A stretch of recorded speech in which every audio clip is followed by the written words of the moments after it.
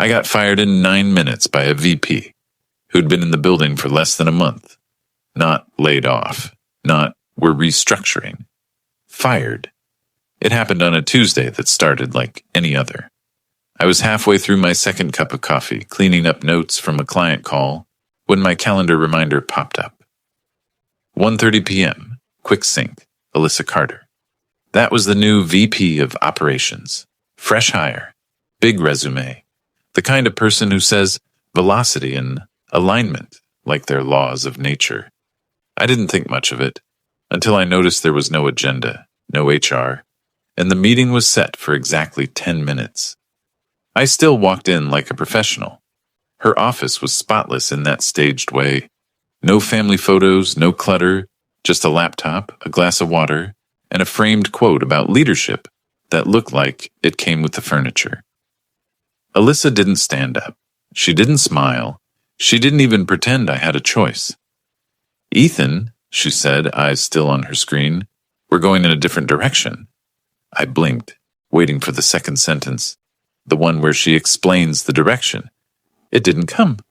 I looked around the room like maybe I missed someone. "Okay," I said carefully. "Different direction, how?" She finally looked up. The expression wasn't angry. It was worse, neutral, like she was deleting a file. "This role isn't what we need anymore. Effective immediately." There was a calmness in her voice that felt rehearsed, like she'd practiced it in the mirror until it stopped sounding cruel. I felt my pulse in my throat, but I kept my face steady. "Is HR joining?" "They're aware," she said. "You'll get documentation later." Later is what people say when they don't have documentation. I nodded once like I was taking feedback, not getting my career chopped in half. "Just so I understand," I said, "am I being terminated for cause or is this a position elimination?" Alyssa's jaw tightened, just a flicker. "This is a separation," she said. "We don't need to debate terminology." That was the moment I realized she'd decided I was the kind of employee who folds under pressure. The kind who gets emotional, begs, apologizes, makes it easy. I didn't do any of that. I reached into my notebook and clicked my pen. "Then I need 3 things," I said. "A written reason code, the severance terms if any, and the return of property checklist. Also, confirmation of my benefits transition and COBRA." Her eyebrows lifted like she wasn't used to employees speaking in complete sentences during an execution. "You'll receive an email." "From who?" I asked. "HR? Legal?" Alyssa's smile showed up for the first time, thin and quick. "We're not going to make this complicated." I almost laughed, because it already was complicated. She just didn't know it yet. The irony was I'd spent the last 2 years making myself invisible on purpose. Not in a sad way, strategically. I was the guy who didn't need credit because I didn't need permission. I was the person clients called when their CFO got nervous. The person who answered at midnight when a launch was melting down. The person who kept the account alive when everyone else wanted to argue about internal ownership. And the biggest account in our division, the one everyone bragged about in quarterly meetings, was in renewal season. A multi-year enterprise renewal with a total value that made people sit up straighter when it came up. $350 million. Internally, it was called the Larkwell renewal. Externally, it was a board-level obsession. And inside that renewal was a clause most people didn't read because it wasn't flashy. A key person requirement. Not a nice-to-have. Not a suggestion. A condition that said in plain legal language, if the named executive sponsor is removed, the client has the right to pause negotiations until a replacement is reviewed and approved. That sponsor was me.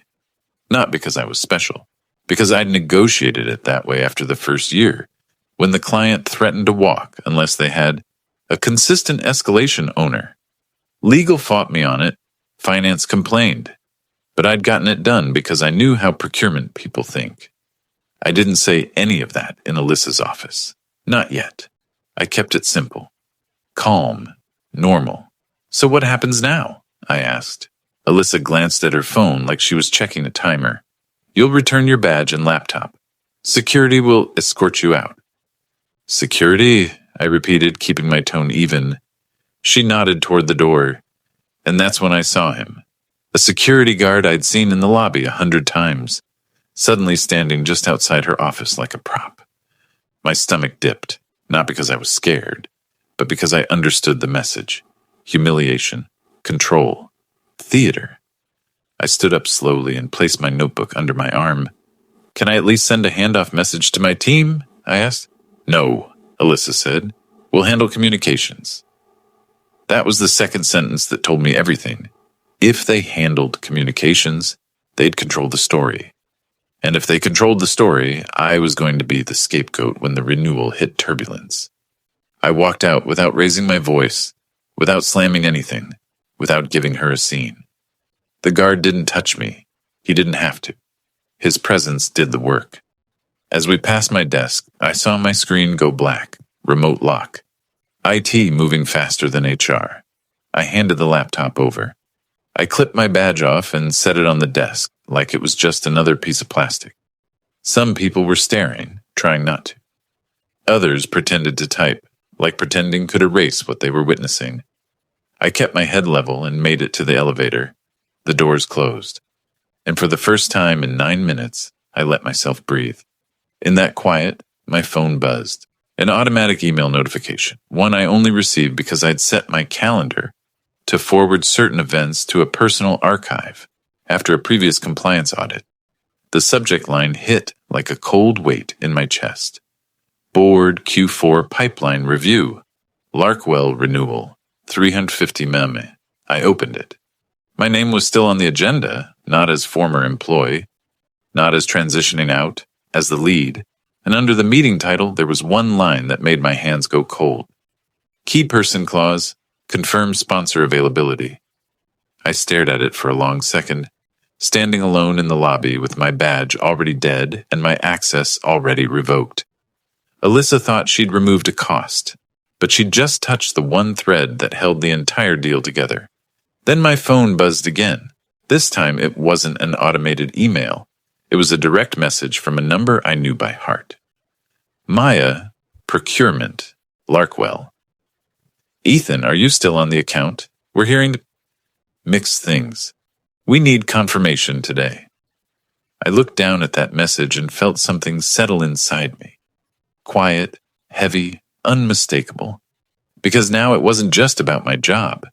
It was about what they were about to lose, and whether I would save them or let the consequences speak for themselves.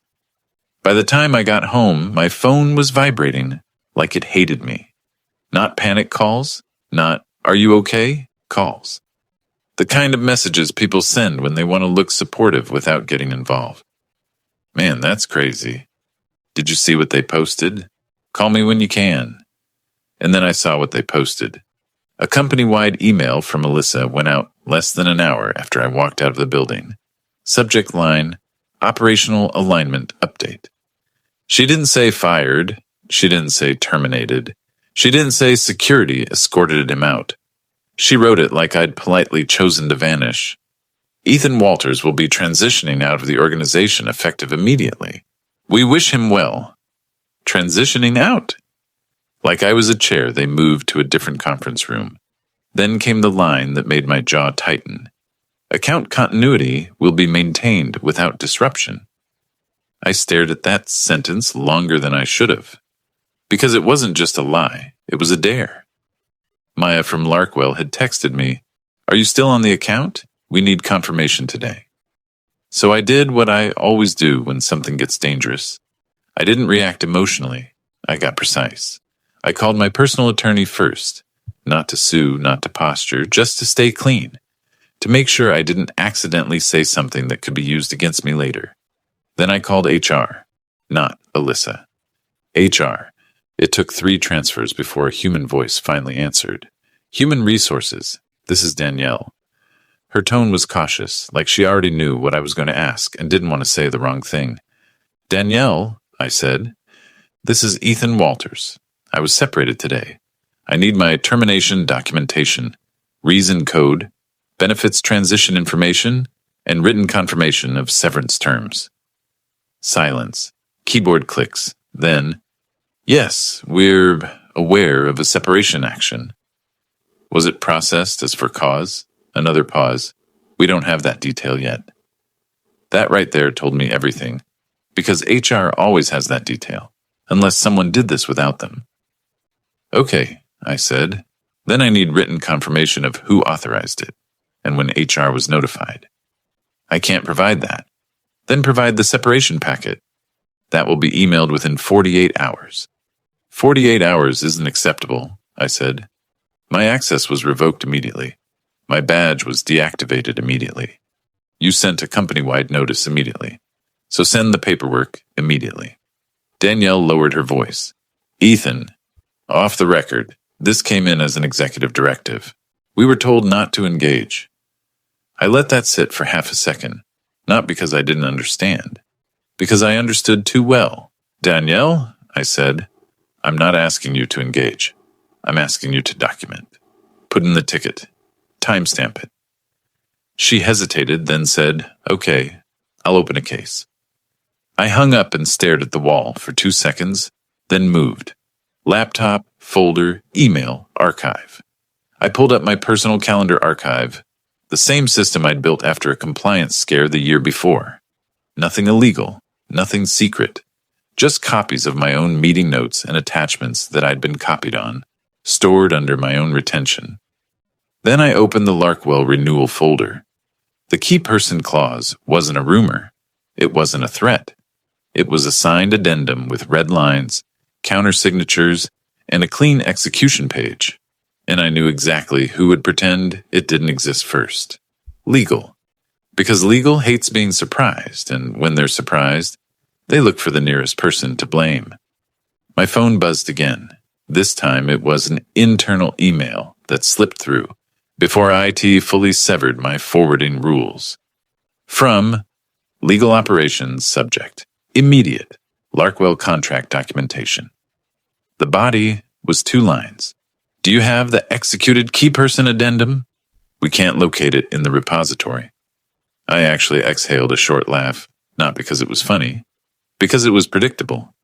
They fired the person who had built the deal, and now they couldn't find the paper that held it together. But that was just the beginning. Maya called me 5 minutes after that email. I didn't answer on the first ring. I looked at the screen and reminded myself, I'm not their employee anymore. Anything I say can be twisted into, he represented the company. So I answered like a professional who understands boundaries. Maya, I said, I need to be clear. I'm no longer employed there as of today. Her voice sharpened immediately. Ethan, are you telling me you're off the program? I'm telling you I was separated, effective immediately. What does that mean for the renewal? She asked. Because we have a key person condition in our risk register. You were the named sponsor. I understand, I said, and I'm not going to advise you on internal matters, but you should route any formal questions through their legal and procurement contacts. If you want written confirmation of sponsor availability, request it from them. There was a beat of silence. Then Maya's tone shifted into something colder. We asked them, she said. They said you transitioned out voluntarily. I didn't raise my voice. I didn't defend my ego. I gave her the only thing that mattered. That is inaccurate, I said. If you need official clarity, ask for it in writing from their general counsel. Use the contract language. Make it procedural. Maya, I added, I'm saying this as a person, not a representative. Don't let anyone rush you. Another pause. Then she said, Thank you. That's all I needed. Call ended. 2 minutes later, my phone lit up with 3 emails in a row, one from legal ops, one from finance, and one from someone I hadn't heard from in months. Priya Desai, General Counsel. Subject, Ethan, need documentation immediately. No greeting, no fluff. Just pressure. I opened it, read it once, then started building what I called a board-proof packet. 1 PDF, clean. The executed addendum with the key person clause highlighted. The email chain where Larkwell insisted on named sponsor governance. The last quarterly steering notes showing I was still the escalation owner. A 1-page summary. What the clause meant operationally and what triggers it. No opinions. No emotions. No, you should have listened to me. Just facts. I replied to Priya with the packet attached. Single sentence. Attached is the fully executed key person addendum and supporting correspondence. Please confirm receipt. 5 minutes later, Priya replied, Received. Stand by. That was the first time all day I felt something crack, just slightly in my favor. Not victory, not revenge, but confirmation that the ground under Alyssa's feet wasn't solid. And then the company tried to do something that made my irritation turn into something sharp. Danielle from HR emailed me a generic separation notice. No reason code, no classification, no signature. Just a template paragraph and a line that said, You are prohibited from contacting clients. I stared at that line like it was a joke written by someone who didn't understand how enterprise contracts work. They fired me. They locked me out. Then they tried to gag me, while a $350 million client was actively asking where I went. So I responded in writing, calm and controlled. I have not initiated client contact. The client reached out to me due to the company's message creating confusion. Please provide the written reason code for separation, the effective date, time, and the authorized executive sponsor for Larkwell, as listed in the contract documents. I will maintain compliance with all confidentiality obligations. I hit send. Then I did something else, something small but decisive. I forwarded Priya's standby email to my attorney, not as a threat, as a timeline. Because if this turned into a blame game, I wasn't going to be the convenient scapegoat. 10 minutes passed, then 20. Then my phone went quiet. No emails, no calls, just silence. And then Maya sent one last message that made my stomach drop, because it wasn't emotional. It was procedural. Under our governance, we're pausing the renewal process, pending confirmation of key person compliance. Please advise your board. I read it twice, because the implication was obvious. The deal wasn't dead yet, but it had stopped moving. And once a deal like that stops moving, everyone starts looking for someone to blame. My phone buzzed again, a calendar invite. No title, no agenda, just attendees. CEO, CFO, General Counsel, Alyssa Carter, and my name, added at the bottom like an afterthought. Scheduled for 7:00 a.m. the next morning, I stared at it and realized something that should have been impossible.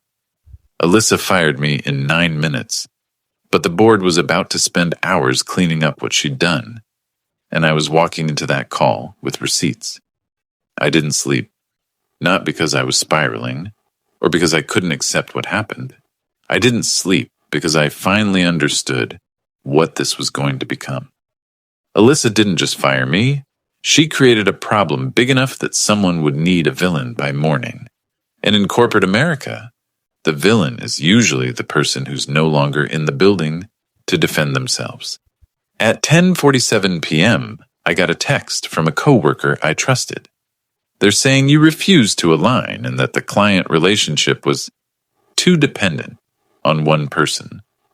I stared at it, then set the phone down. Because that sentence wasn't about me.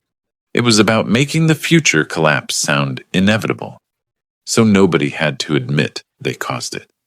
I opened my laptop and pulled up a blank document. Not a rant, not a story. A timeline, date, time, action, proof. 1:30 p.m. Quick sync with Alyssa, 10 minutes. 1:32 p.m. Different direction, effective immediately. 1:38 p.m. Security present, badge requested. 1:41 p.m. IT remote lock, screen black at my desk. 1:55 p.m. Company-wide email, transitioning out. 2:12 p.m. Client procurement texts me directly asking if I'm still sponsored. 2:19 p.m. Legal ops emails asking for executed key person addendum. 2:33 p.m. HR admits they were told not to engage and have no reason code yet. 3:05 p.m. General Counsel receives executed addendum and confirms receipt. Every line had something attached to it. A screenshot, an email header, a calendar log. No opinions, no emotion, just something that could survive scrutiny. And then I did something I'd never done in 10 years of being the reliable one. I stopped trying to protect them. That night, I stopped being the hero. Because being the hero is what got me here. You fix problems quietly. You shield leadership from embarrassment. You keep the client calm. You absorb the mess so the people above you can stay clean. And when someone like Alyssa arrives, she sees that calm as weakness. She assumes you'll take the hit because you always have. I wasn't taking it this time.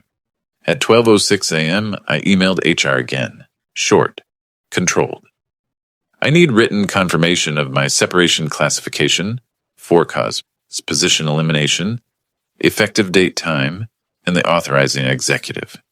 Please confirm that I'm not authorized to represent the company to clients, as of the separation time noted. That last line mattered, because if the company tried to blame me for client communication, I wanted the cleanest possible boundary in writing. I wasn't their agent. I wasn't their representative. I was a private citizen who happened to be contacted because they created confusion. Then I emailed Priya, the general counsel. One paragraph. I will be on the 7 a.m. call. For clarity, I did not initiate contact with Larkwell. Their procurement lead contacted me after the company-wide message. I have maintained confidentiality and directed all formal questions back to corporate channels. If you need anything else documented before the call, please specify. I didn't ask her to save me. I made it impossible for her to pretend she didn't know the truth. 2 minutes later, a reply came in. Understood. Thank you for keeping it clean. That was the first real confirmation I'd gotten all day that someone in power recognized what Alyssa had done. And then, right when my adrenaline started to fade, I noticed something else. My access wasn't just revoked, it was scrubbed. An old colleague who still had admin tools messaged me quietly. My shared drive folders were marked reassigned. My internal notes were being pulled into a transition package. The kind of thing you do when you want to take credit for what someone built. So I backed up what I legally could. My own meeting notes, my own sent emails, my own contract correspondence that I was copied on. Anything I had a right to retain. Not because I wanted to burn the company. Because I knew in the morning someone would say, we can't find it. And if they couldn't find it, they'd make the absence my fault. At 3:18 a.m., Maya emailed again, this time from her corporate address, not a text. Subject, governance hold, sponsor confirmation required. It was one paragraph, polite, clinical, devastating. They were pausing the renewal until the board confirmed key person compliance and named a replacement acceptable to their governance committee. No drama, no anger, just breaks. I read that email and felt something cold settle behind my ribs, because I had been on the inside long enough to know what happens next. When a 350 miles deal freezes, the first instinct isn't to fix it. It's to assign ownership of the failure before it becomes a headline. And Alyssa was going to walk into that 7 a.m. call with a story ready. The only question was whether anyone would bother to ask for mine. I showered, dressed like it was still my job, and sat at my kitchen table with the packet open in front of me. Not one packet, 3, contract reality, executed key person clause, renewal timeline, procurement governance triggers, process reality, separation timeline, HR gaps, IT lock timing, company-wide message risk, reality. What a sponsor gap does to the renewal.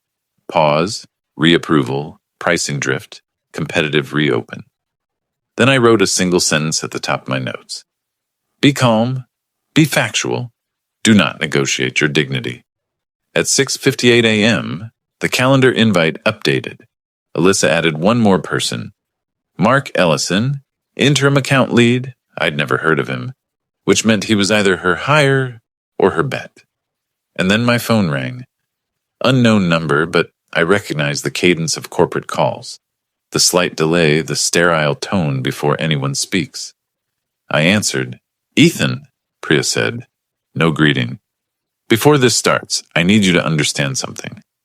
Her voice was steady, but there was a thin edge underneath it. Alyssa told the CEO you were a single point of failure and that removing you would de-risk the client. I didn't interrupt. Priya continued, quieter now. And she did it without routing through HR or legal. There it was. The real problem, finally said out loud. Priya took a breath. In 5 minutes, you're going to hear versions of the truth that are designed to protect people. Don't take the bait. Just answer what's asked and let the documents do the damage. I looked down at the packets on my table. I thought about the 9 minutes. I thought about that company-wide email, and I realized this wasn't a call to get my job back. This was a call to decide who was going to carry the blame for what Alyssa had done. The line clicked, and the meeting began. At 7 a.m. sharp, my screen filled with faces that looked like they hadn't slept. Tom Hargrove, our CEO, sat rigid in a home office that was too clean to be real. Linda Cho, CFO, had a legal pad in front of her, and that "don't waste my time" stare. Priya Desai, general counsel, was already muted, already watching. And then Alyssa Carter appeared, my new VP. Perfect hair, perfect lighting, like this was a podcast. Last to join, Mark Ellison. Interim account lead. He kept nodding like he'd practiced nodding. Tom started without warm-up. Ethan, thank you for joining on short notice, he said. We need clarity. There's a situation with Larkwell. I didn't react. I didn't smile. I just waited. Linda jumped in. Procurement put the renewal on hold, she said. They're citing a key person condition. Alyssa leaned forward immediately. I want to address that, she said, upbeat and controlled. This is exactly why we're de-risking operations. Larkwell became overly dependent on one individual. Priya unmuted. Alyssa, she said, calm as ice. Stop. It wasn't loud. It didn't need to be. Alyssa blinked like she'd been slapped. Tom cleared his throat. Ethan, he said, did you negotiate a key person clause into the renewal? Yes, I said. It's an executed addendum. Priya has it. Legal Ops requested it yesterday because it wasn't located in the repository. Mark tried to jump in. I've been briefed, he started. Priya cut him off without even looking at him. Mark, do not speak on contract mechanics. You have not reviewed the executed documents. Mark's mouth closed like a door. Alyssa's expression tightened, and I could see what she was doing, trying to steer the conversation into, Ethan is the problem. Ethan, Alyssa said, are you implying the company can't function without you? No, I said. I'm stating that the client negotiated governance protections because they've been burned before. They required a named sponsor. It's in writing. Linda looked down at something off screen. And the client's asking if you're still employed, she said. I'm not, I answered. I was separated yesterday at 1:30 p.m., effective immediately. Tom's eyes flicked to Alyssa. Alyssa, he said, walk us through the separation process. HR has no reason code on file. Alyssa didn't flinch. It was an executive decision, she said. We moved quickly to protect the organization. Priya spoke again, still calm. For the record, she said, HR was not consulted. Legal was not consulted. I learned of it after the client's procurement lead contacted us. Alyssa's smile held for a fraction of a second too long. Priya, she said, with respect, operational leadership doesn't need legal permission to restructure. Priya finally looked directly into her camera.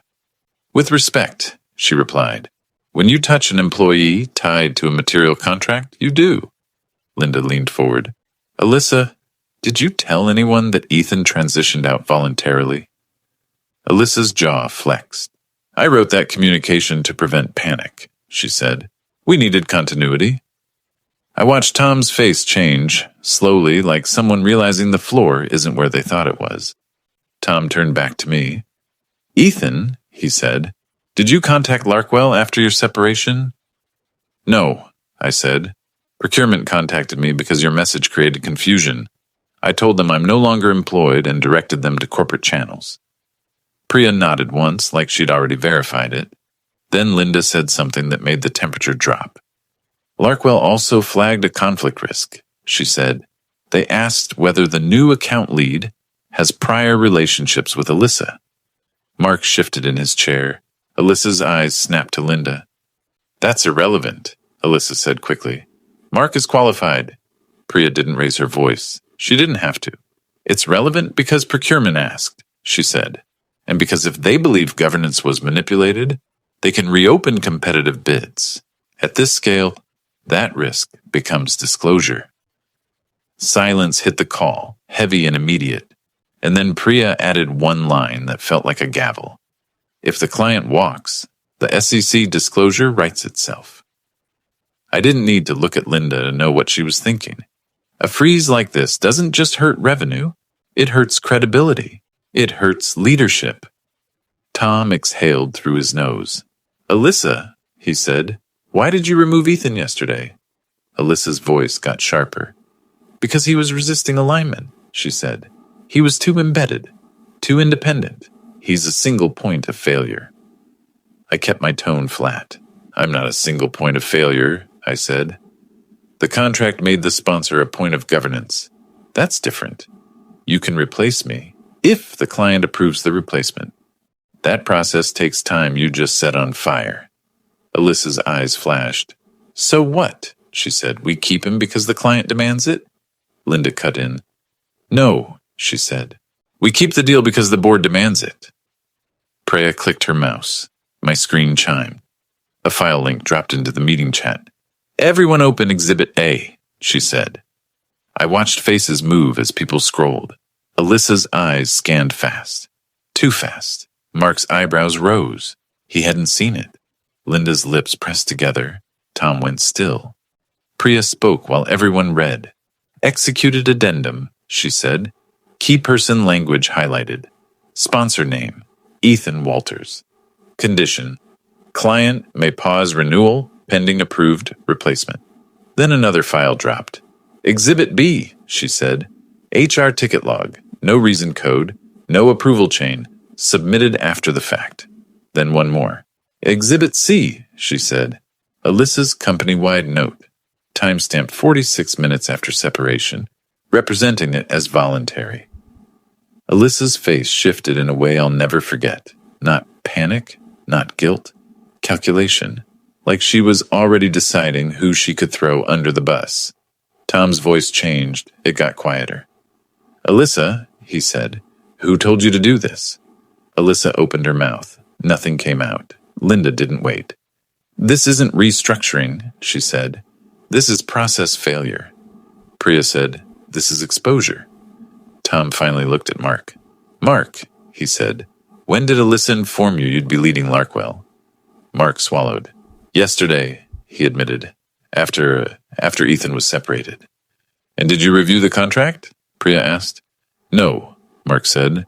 I was told legal had it. Priya didn't even react. She just wrote something down. Tom stared at Alyssa like he was seeing her for the first time. I'm placing you on administrative leave pending investigation, he said. Alyssa's eyes widened. You can't. I can, Tom said, and I am. The call went dead quiet again, this time in a different way. Not fear, relief. Because for the first time since yesterday, the story wasn't being twisted into, Ethan caused this. The documents had spoken. Tom turned back to me. Ethan, he said, voice measured, what do you want? There it was, the question people ask when they realize they misjudged the leverage. I didn't answer fast. I didn't gloat. I said the only honest thing. I want this handled correctly, I said, in writing, with governance, with protections. Linda's eyes narrowed slightly like she respected the restraint, but hated the reality. Tom nodded.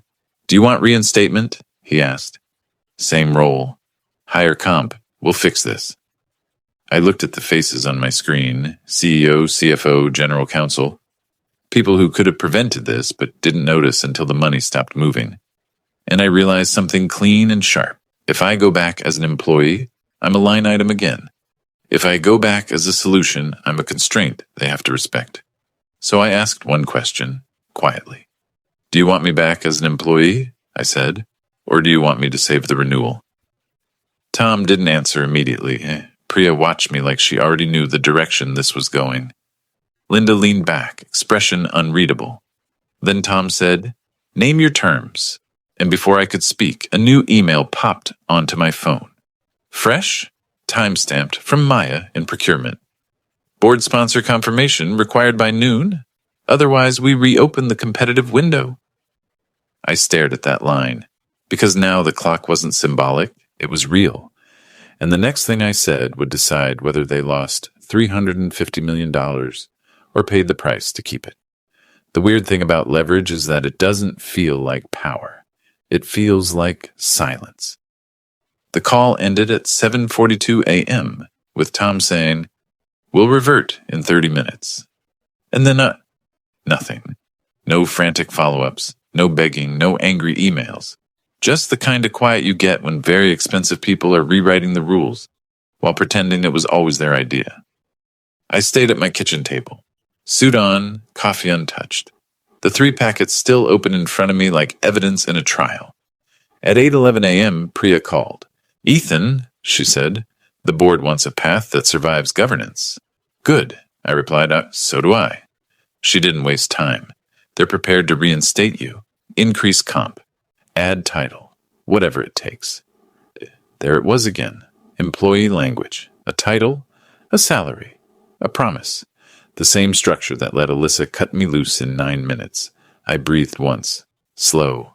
"Priya," I said, "I'm not interested in a better version of the same vulnerability." A pause. Then her tone shifted, subtle, more honest. "What are you interested in?" I had already decided during the night I didn't sleep. "I'll help save the renewal," I said, "but not as an employee." Silence. I could almost hear her calculating the optics. Then Priya said, "Okay, define it." So I did. Board-sponsored consulting engagement, I said. Short-term, defined scope, written authority, and protections. I wasn't asking for revenge. I was asking for reality. Here were my terms. Simple, corporate, defensible, engagement length, 90 days, renewable month-to-month scope, Larkwell renewal, stabilization and transition governance. Authority, direct board sponsor and GC sign-off on key decisions. Rate, premium, not because I wanted to punish them, but because the market pays for urgency. Non-retaliation plus non-disparagement, mutual in writing. No unilateral termination. If they end it early, there's a fixed payout. Client-facing clarity.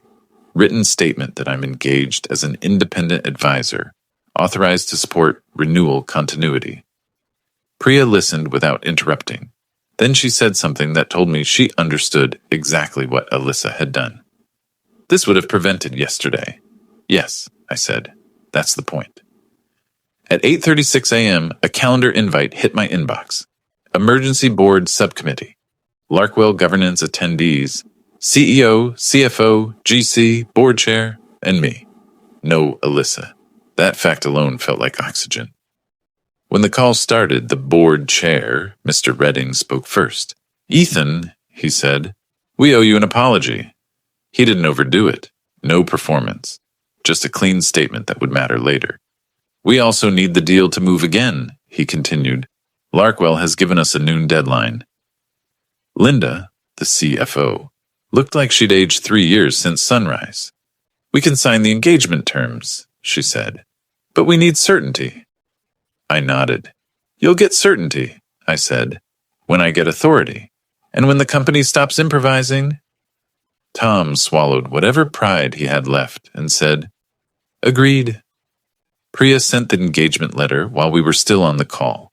Real signatures, real language, real governance, not a promise, a contract. At 9:14 a.m., I got the email I'd been waiting for, not from my old company, from Maya. Subject, sponsor confirmation. Board response required. I replied carefully with Priya copied, and one sentence that changed the temperature. Effective immediately, I'm engaged as an independent advisor, authorized by board governance to support renewal continuity. Sponsor continuity and escalation oversight remain intact, pending your committee's review. That's not swagger, that's procurement language. That's the difference between a story and a solution. Maya responded 3 minutes later. Understood. Please join a 10 a.m. governance call with our committee. And then, for the first time since yesterday, I felt the deal start breathing again. The 10 a.m. call with Larkwell wasn't dramatic, it was respectful. Procurement had their checklist.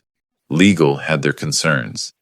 Their CFO didn't care about my feelings, only risk. I didn't try to win them with charm. I did what I'd always done, reduce uncertainty. I explained the transition plan, not in vague alignment terms, but with tangible controls. Who holds escalation authority? Who signs off on scope and pricing? How we prevent shadow leadership from disrupting delivery? What happens if sponsor changes again? And when they asked the obvious question, why I was suddenly not an employee, I answered without bitterness. I'm here to ensure continuity and governance stability, I said. This structure protects both sides. Maya's committee didn't applaud. They didn't need to. At 11:28 a.m., she emailed, "Governance hold lifted. Proceed with renewal negotiations under the conditions stated." I sat back in my chair and let the quiet hit me. Not joy, not celebration, just the kind of calm you feel when the world stops trying to twist you into a villain. That afternoon, things inside the company moved fast, faster than I'd ever seen. Alyssa's administrative leave turned into a resignation request. Not because anyone suddenly grew a conscience, because she'd become a risk the board didn't want to disclose.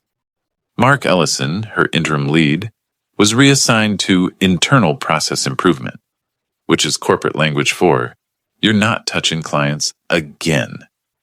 HR sent me an updated separation record. For the first time, it contained the truth. Executive directive. Process deviation under review. They didn't say they were sorry. Companies don't say that. They just correct the paperwork so it stops bleeding. Priya called me at 6:10 p.m. "Ethan," she said, "Alyssa's out." I didn't ask for details. I didn't need them. "What's the narrative?" I asked. Priya paused. "Mutual decision," she said.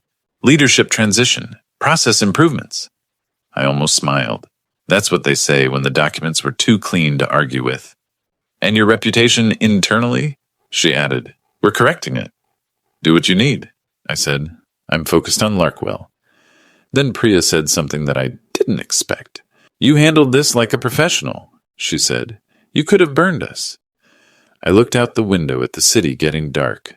"I didn't want to burn you," I replied. "I wanted you to stop treating people like they're disposable." She was quiet for a moment. Then, "We're changing the termination policy for anyone tied to material contracts. HR and legal sign-off required. Board notified if the account crosses a threshold." That was the only apology a corporation ever really gives. They change a rule so it can't happen again. A week later, I walked into the same building where security had escorted me out. Not as an employee, as a contractor with a board sponsor. The badge they issued me had a different color stripe, different access controls, and the guard at the front desk didn't look at me like a problem. He looked at me like someone important had warned him. People stared again, same desks, same faces, but this time they didn't pretend not to. A few avoided eye contact, a few nodded with quiet respect. One manager mouthed, "I'm sorry," without sound. I didn't need their sympathy. I needed my life back. On my way to the conference room, I passed Alyssa's office. The door was open, empty. No framed quote, no glass of water, just an unclaimed space. And in that moment, I understood the real lesson. She'd believed authority was a title. She'd believed power was a meeting invite. She'd believed people were replaceable because she'd never built anything that couldn't survive without her. But I had. And when you build something real, trust, governance, structure, people don't forget your name just because someone tries to delete you. That night, Maya emailed me one final line after a clean negotiating session. "Good to have stability back." I read it once, then closed my laptop, No fireworks, no speech, no victory lap, just calm. Because the ending wasn't me winning a fight. The ending was me refusing to be treated like a line item ever again. She fired me in 9 minutes. The board learned I wasn't a cost. I was the constraint. And constraints don't disappear just because you stop paying them.